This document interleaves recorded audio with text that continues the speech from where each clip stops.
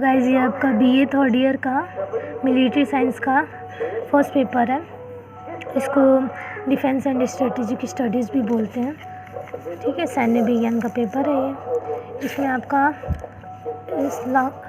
Short answer type question में first है आपका युद्ध और राजनीति के बीच संबंध बताइए। सेकंड है आपका निशस्त्रीकरण और शस्त्र नियंत्रण में अंतर। थर्ड, वायु शक्ति पर डुहेट के विचार। फोर्थ, स्ट्रेटेजी एवं सामरिकी पर जोमनी के विचार। फिफ्थ, भयादोहन पर हरकाबी के विचार। सिक्स है आपका शहरी गुरिल्ला युद्ध कला।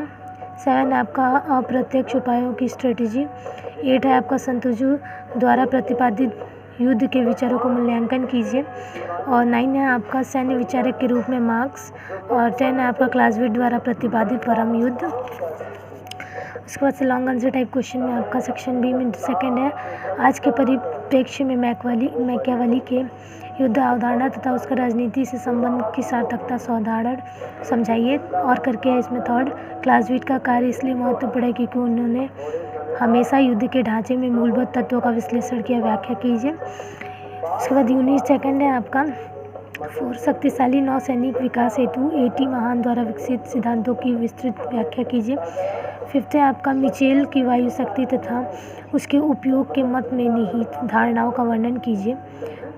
आपके मतानुसार क्या केवल न प्रभुता प्राप्त करने मात्र ही से ही एक राष्ट्र विश्व पर प्रभुता प्राप्त करने में समर्थ हो सकता है। फिर उसके बाद से यूनिट थर्ड है आपका सिक्स, क्रांति युद्ध तथा गुरिल्ला युद्ध की स्ट्रेटेजी के संबंध में माओ त्से-तुंग के प्रतिपादित अवधारणा तथा सिद्धांतों को विस्तार से समझाइए। और करके है गुरिल्ला युद्ध कला की स्ट्रेटेजी के विषय में चेंगवेर के विचारों की व्याख्या कीजिए। फोर्थ है आपका यूनिट 4 है आपका 8 नंबर, आणविक भयादोहन विश्व स्तर पर युद्ध रोकने में कहाँ तक सफल हुआ, उदाहरण देकर समझाइए। फिर और करके आधुनिक युद्ध में निशस्त्रीकरण और शस्त्र नियंत्रण की उपयोगिता पर एक निबंध लिखिए। तो ये आपका बीए थर्ड ईयर का 2020 का पेपर था।